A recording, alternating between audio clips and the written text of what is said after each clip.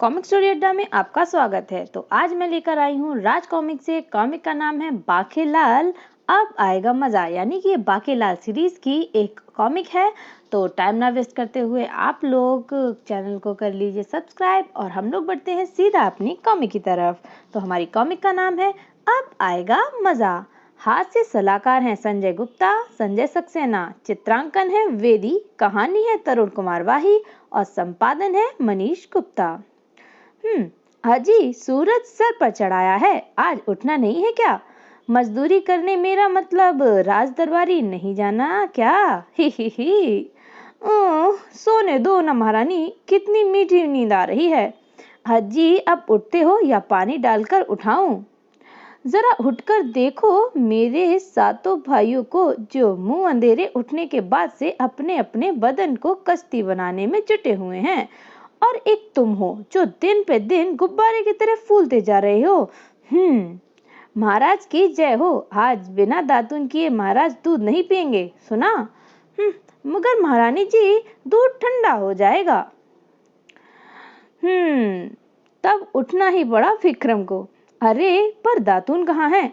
महाराज की जय हो। महाराज कल की बची आखिरी 7 दातूने आज प्रातः आपके सालों ने कर ली हैं। महल में और दातून नहीं है। इन सालों को आप वापस क्यों नहीं भिजवाते? पिताश्री आज दांत कोयले से ही मांज लें। ही। सारा मुंह कोयला कोयला हो गया। रगड़ रगड़ के मुंह धो लिया। अरे मुंह धोने के लिए साबुन भी नहीं है। सुबह आपके सालों ने पूरी बट्टी घिस डाली, आप इन्हें भगाते क्यों नहीं? पिताश्री मैं साबुन ले आया। मोहक पुत्र इस साबुन से बड़ी विचित्र सी गंध आ रही है। पर घोड़े ने तो कभी ऐसी शिकायत नहीं की पिताश्री। ही ये साबुन मैं अस्तबल से ही लाया हूँ। मगर अब जल्दी से मुंह धो लीजिए वरना साबुन आंख में चला जाएगा। ही। जल के लिए विक्रम सिंह ने इस बार जैसे ही कल कलाई घुमाई। अरे ये क्या, कहाँ गया? आपके सातों साले रगड़ रगड़ कर नहाएंगे तो पानी कहाँ बचेगा? आप इन्हें चलता क्यों नहीं करते? ही। महाराज अब इस ठंडे दूध से मुंह धो लो। ये सब तुम्हारे भाइयों के कारण हो रहा है। महाराज जल्दी से मुंह पोंछ लीजिए, आपके मुंह से घोड़ों जैसी गंध आ रही है, कहीं कोई आप पर सवारी ना काट ले। ही। आप भागते क्यों नहीं? अपने सालों को भगाते क्यों नहीं? लगता है तुम्हारा कोई साला नहीं है। ही महाराज मैं तो अभी कुंवारा हूँ, एक दासी को लपेटे में ले लेता हूँ, कुछ बात बने तो जल्दी ही शादी में बुलाऊंगा। ही। उस दिन राज दरबार की कार्यवाही देर से शुरू हुई। सबसे पहले तो मुझे बताया जाए कि महल में दातून के प्रबंध की जिम्मेदारी किसकी है? प्रबंध की बात है तो महाराज मेरी जिम्मेदारी होगी। ही। क्यों, क्या हुआ? आज महल में दातून नहीं थी, हमें कोयले से दांत मांजने पड़े, और कल भी कोयले से ही मांजने पड़ेंगे महाराज, क्योंकि अचानक नगर में शुरू हो गई है नीम के पेड़ों की चोरी। मगर महाराज ये घोड़ों की गंध राज दरबार में कहाँ से आ रही है? ही। बाकेलाल ठीक कह रहा है महाराज, मैं अभी पता करके लगवाता हूँ। कोई नहीं, घोड़ा राज दरबार में न छिपा हो। ही। सेनापति के बच्चे, नहाया तो तू भी कई सप्ताह से नहीं होगा। ही। यहाँ तो घोड़े से ज्यादा गई बीती गंध आ रही है। हा। सेनापति ने पूरा राज दरबार सूंघ मारा, घोड़ा तो कहीं दिखाई नहीं पड़ा महाराज। सेनापति तुम अपने आप को तो सूंघ कर देख लेते। ही। अरे महाराज रह गए, ठहरिए महाराज। महाराज आप कहाँ जा रहे हैं? अभी तो राज दरबार की कार्यवाही शुरू ही हुई है। अच्छा महाराज तो इसलिए जा रहे हैं। ही। बता दूं सबको कि घोड़े की गंध आप में से ही आ रही है। ही। चलो नहीं बताता, आसन ग्रहण करिए, पर मुझसे जरा ठीक से बात किया करे, हाँ नहीं तो फिर। ही। मेरी इतनी बेइज्जती सिर्फ मेरे सालों के कारण हो रही है।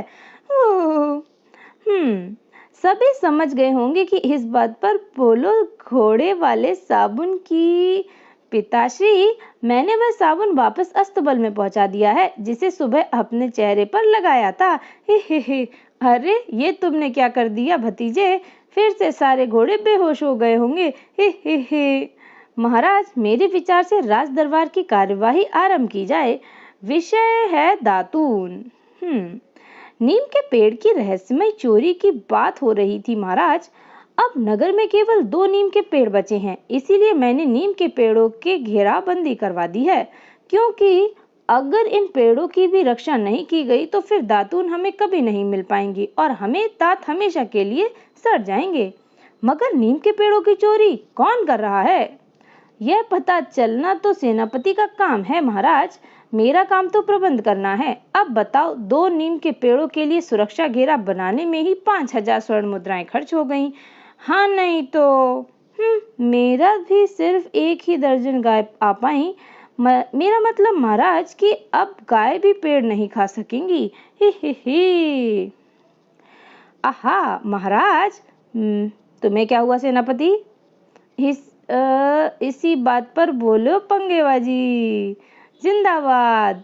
महाराज, आजकल पता नहीं मुझे क्या हो जाता है, कभी भी चक्कर आने लगते हैं और मैं चकराकर कहीं भी गिर पड़ता हूँ। अबे पीछे हट, थोड़ी देर में हट जाऊंगा। बाकीलाल, नीम के पेड़ों की चोरी का रहस्य तो पता लगाना ही है। सेनापति की तबीयत ठीक नहीं है, तुम्हें ही यह कार्य करना होगा। अबे हाँ बोल, तभी मैं हटूंगा। ही। ठीक है महाराज, अब जैसी आपकी आज्ञा। आए, ये कौन बोला मेरी आवाज में? अबे सेनापति तू? बांकेलाल, खर्चे की बिल्कुल परवाह मत करना, प्रबंध मैं कर दूंगा। ठीक है महाराज, मैं पता लगाने की चेष्टा करूंगा। चलो, इसी बात पर थोड़ी देर नीम के पेड़ तले जाकर आराम कर लिया करूंगा। मैं कहाँ हूँ बांकेलाल, मैं तुम्हारी गोद में कैसे पहुंचा? बांकेलाल, अपना ध्यान रखना।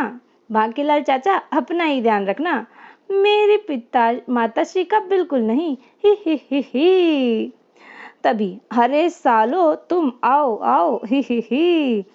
आहा मेरे प्यारे भाई, ही। दरबारी, इनके लिए शरबत लाओ और महाराज के लिए पानी। ही। बांकेलाल, तुम भी बैठो, शरबत पी कर जाना।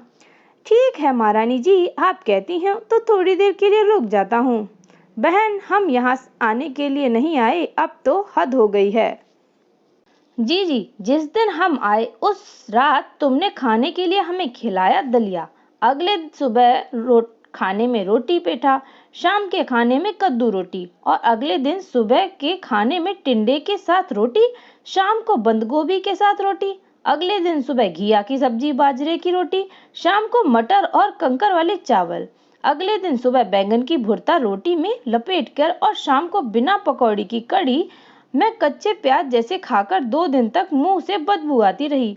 फिर शाम को गवार की फली के साथ बिना छुपड़ी रोटी, अगले दिन बथुए का साग और मोटे बेसन की रोटी, शाम के मूंग की दाल, सुबह की बनी खिचड़ी, जिसे देखकर हमारे गधे ने भी उल्टी आ गई और कुत्ते ने भी कहीं नहीं खाई। अगले दिन करेला और शाम को कद्दूमल रोटी, अगले दिन सुबह के खाने में गाजर आलू के साथ रोटी और शाम को मूली की भाजी।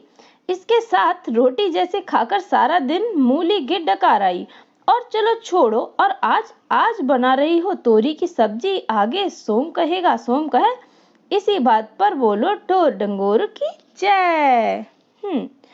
जीजा जी, हम तोरी की सब्जी नहीं खाएंगे, हमें क्या गाय बकरी समझ रखा है? बाकी मंगल रहेगा, मंगल कह। ओए जीजे, हमारे लिए भुने हुए तीतरों का प्रबंध हो जाना चाहिए, बाकी बुध कहेगा बुध कह।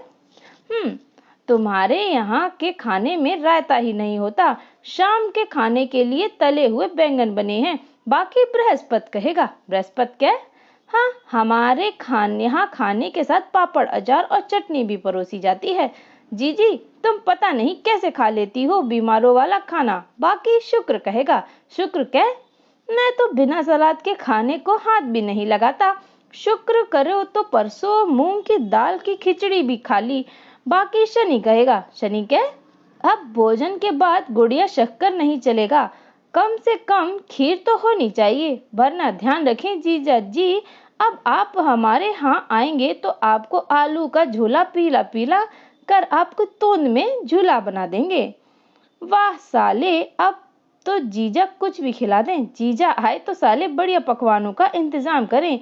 यह भी खूब रही, खाना ढंग का खिलाना है तो खिलाओ, वरना हम जा रहे हैं।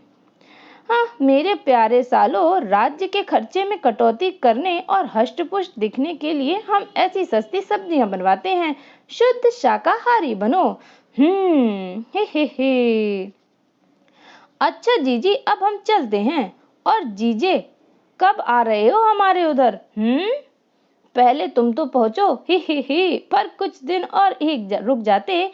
कल हम कटहल और जिमीकंद बनवाएंगे तुम्हारे लिए, और मिष्ठान में आटे की लोई, मेरा मतलब हलवा। अजी जरा अपनी चोंच बंद कीजिए और मुझे भी कुछ कह लेने दीजिए। शरबत शरबत शरबत, मुंह खोलो मुंह खोलो मुंह खोलो, बाकेलाल जी से शुरू से कहता हूँ। बाकेलाल जी मुंह खोलिए, शरबत टपका दूं, आप सबको देना है ना भाई। और कैसा लगा? बढ़िया है ना? जबरदस्ती। तभी स्वर्णलता ने की घोषणा, आज खाने में वो बनेगा जो कहेगा बाकेलाल। बाकेलाल बोलो, ठीक है महारानी जी, तो फिर महाराज के लिए बैंगन बनेगा, बैगन का भुर्ता, और बाकी सब लोगों के लिए तीतर व कुक्कड़, मेरा मतलब मुर्गे। ही तब तो हम भी नहीं जाते। ही वो, मैं तो इन्हें भगाने के लिए ऐसी सब्जियां बनवा रहा था। ही कुकड़ू को अपना आदेश वापस ले लें, बाकेलाल घटिया आदमी, वरना बांग देकर सुबह जगाने की हड़ताल कर देंगे हम। इसी बात पर इस बार शुरू जरूर बोलो, बाकेलाल की जय। उसके बाद बाकेलाल चल पड़ा नीम के पेड़ों की चोरी का रहस्य लगाने। अरे भाई बाकेलाल, कैसे हो? बाल बच्चे सब ठीक है ना? सब आनंद पर्वत, मेरा मतलब आनंद मंगल है ना? ओए बैरे, सुनता है या नहीं? घोड़ा बोला, चल बेटा बाकेलाल, ढूंढ कोई शांत जगह जहां तू विशालगढ़ का राज्य बनने के लिए अपनी योजना के जाल बुन सकता है। उधर तेरी फू हुई टंकर सुनकर चौंक पड़ा प्रधानमंत्री। तेरी फू की फू, उधर कौन है बे? टंकर आवाज, अरे जल्दी आ बे। तेरी फू की फू, क्या बात है? आज की कमाई तो गिनने दे बको। क्या बकना है द्वारपाल? मेरी फू की फू, तमीज से बात करो बदतमीज। जानता है ना किससे बात कर रहा है? तेरा प्रबंध भी करवा दूंगा, समझा? मैंने भला क्या बदतमीजी की प्रधानमंत्री जी?